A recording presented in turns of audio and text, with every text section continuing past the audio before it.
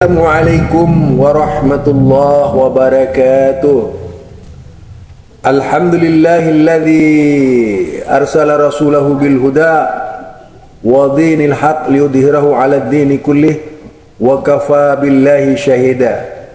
Fa inna ahsanal kalami kalamullah wa khairal huda huda Muhammad sallallahu alaihi wasallam wa syarrul umuri muhdatsatuha. Fa inna kulla muhdatsatin bid'ah wa kulla bid'atin dhalalah.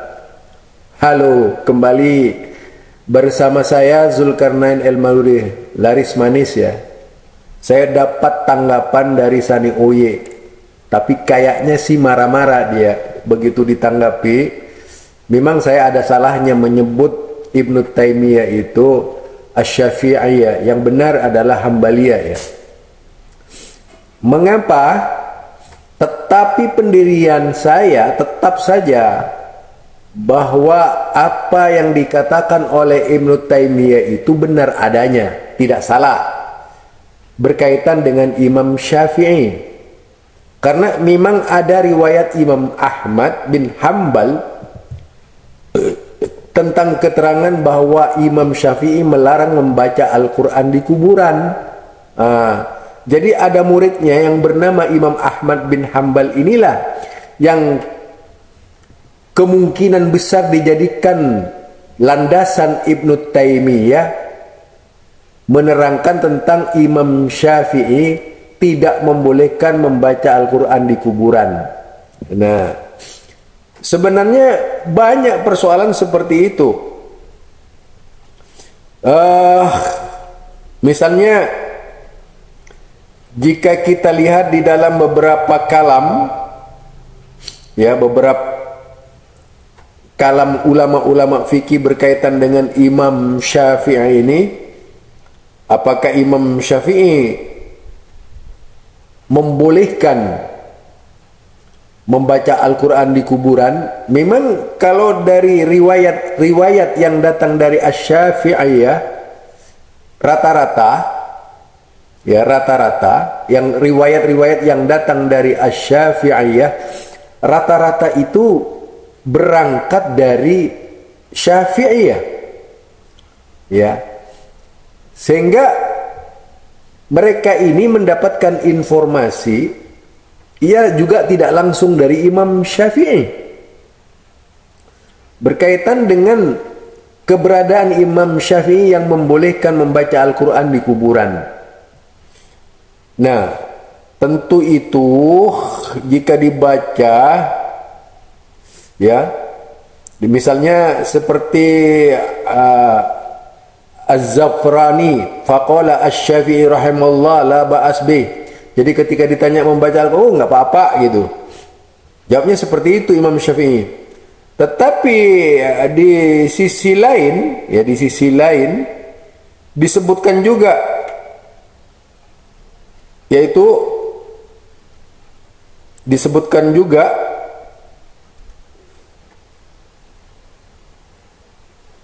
tentang larangan membaca Al-Quran di kuburan, yaitu bisa kita lihat di sini ya kalimatnya. Ntar saya cari ya. Ini sambil saya jalan, tangan saya mencari kalimat Imam Syafi'i.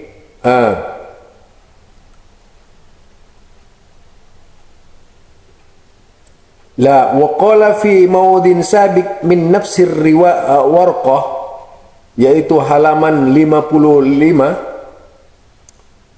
faqad qamat dalil ala mana'il qiraati indal kubur, yaitu maka telah tegak berdiri dalil tentang larangan membaca Al-Quran di sisi kubur. Wasihal hadis ala dhalik ma'ada fihi ahadisul jawaz kama sabaka hada kulluhu. Falidhalika fa in qaul Asy-Syafi'i rahimahullah, fa inna qaul Asy-Syafi'i rahimahullah huwa mana'a qira'atil Qur'an 'alal maqabir ka qaulil jumhur, yaitu ka qaulil jumhur fa inna qala idza sahal hadis fa huwa madhhabi. Ini perkataan Imam Syafi'i. Perkataan Imam Syafi'i juga sebagaimana yang ditulis oleh As-Subki dalam kitabnya. Jadi benar apa yang dikatakan oleh Ibnu Taimiyah itu tidak salah. Mengapa kemudian dia itu menuduh berdusta? Siapa sebenarnya yang berdusta, yang bohong itu? Saya rinci Anda itu. Kebohongan-kebohongan Anda menyatakan Rasulullah mengajarkan doa bersama. Itu berdusta Anda.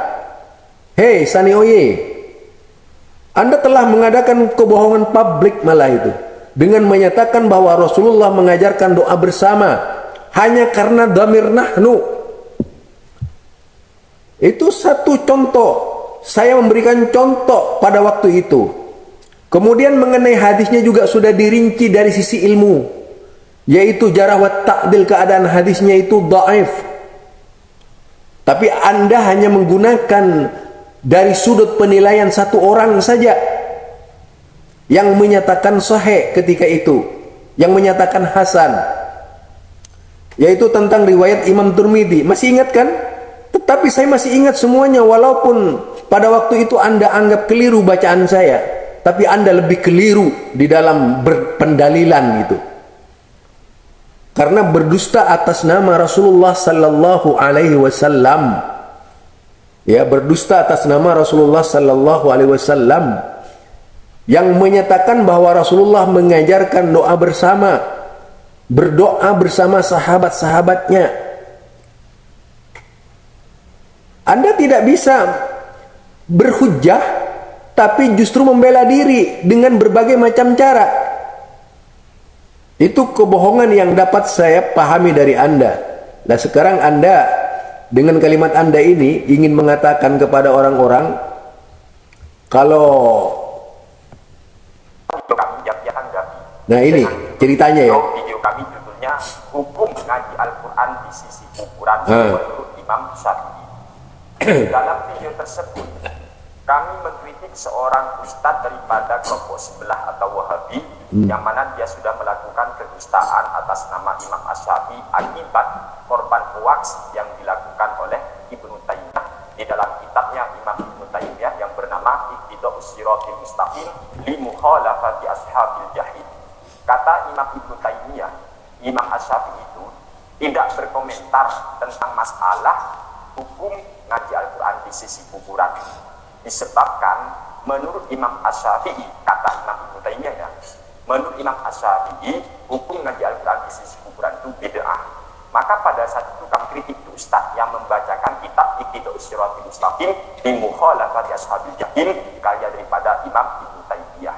Karena di dalam kitab Al-Um sendiri Imam Asy-Syafi'i itu mengatakan wa uhibbu law quri'a indal qabri wal dunya bil mayyit. Ini kitab Al-Um, ada 4 juz Al-Um semua ini. Jadi Imam Asy-Syafi'i sendiri menganjurkan kita untuk ngaji Al-Quran di sisi kuburan ketika berziarah kubur. Ya, contoh dalam kitab Al-Adhkar, di sana dijelaskan oleh Imam An-Nawawi.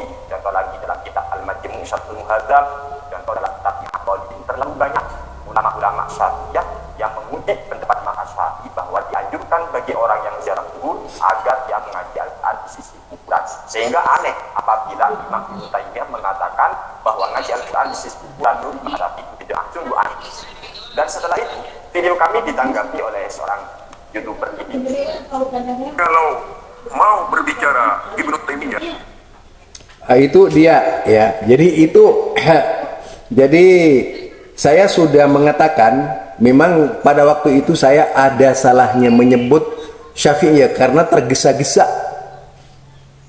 Saya harusnya menyebut Hambaliyah ya.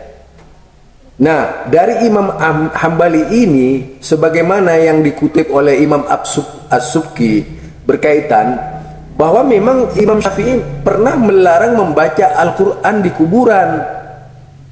Ya, pernah melarang membaca Al-Quran di kuburan sebagaimana yang saya sebutkan tadi. Bahkan di sini yaitu al-istidlal bi ibarati Syafi'i idza sahal hadis ila akhir. Istadalla jama'atun minal ulama khassa Syafi'i kama tarahu fi saniyan kutub madhhabihim wa tarajihim khassa tabaqat asy-Syafi'i li-Subki rahimahullah. Nah, isinya diantaranya yaitu syarah qaul Imam Al-Matlubi idza sahal hadis fa huwa madhhabi, itu berkaitan dengan kalimat, yaitu kalimat yang menyatakan tentang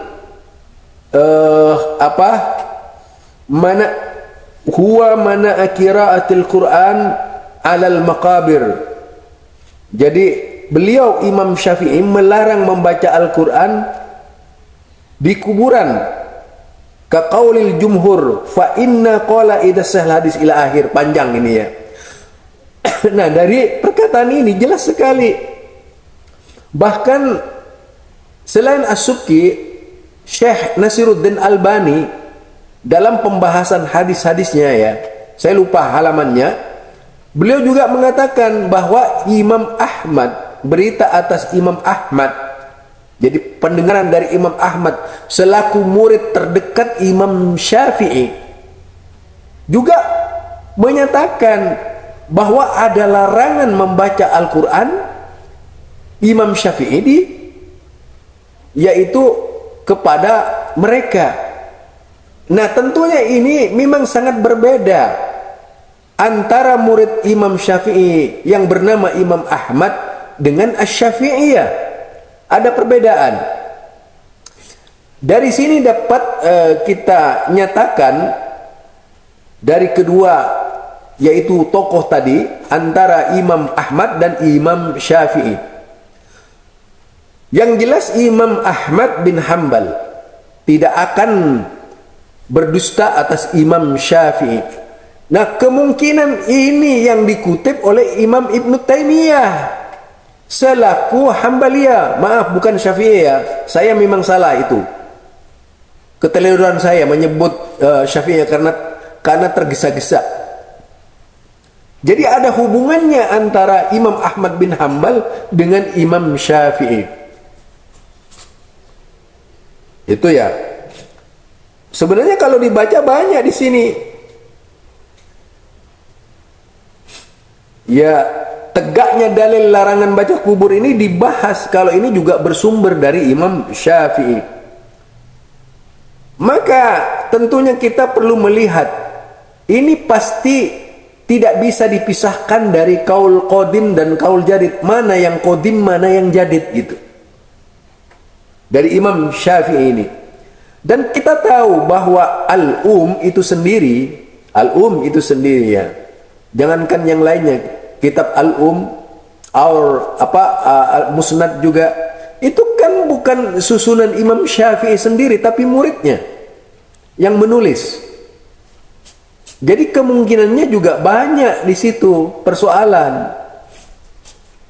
Jadi inilah barangkali pembahasan saya yang belum selesai, yang ditanggapi dan kemudian sampai orang ini juga tidak tahu malu karena ingin memojokkan saya pakai LDK PP Muhammadiyah segala. Padahal dirinya sendiri itu berkali-kali lalai ketika dikritisi. Dan biasanya kalau sudah kena kesalahannya, itu dia tidak mau mengomentari itu. Lama tidak akan muncul, tiba-tiba akan muncul gitu. Itu kebiasaannya dia. Barangkali ini saja dari saya berkaitan dengan Imam Syafi'i. Kalau kurang nanti akan saya angkat referensi tentang Imam Syafi'i ini semuanya. Apakah memang benar melarang membaca Al-Quran di kuburan atau enggak? Itu ya dari saya. Subhanakallahumma wa bihamdika asyhadu an la ilaha illa anta astaghfiruka wa atubu ilaik. Assalamualaikum warahmatullahi wabarakatuh.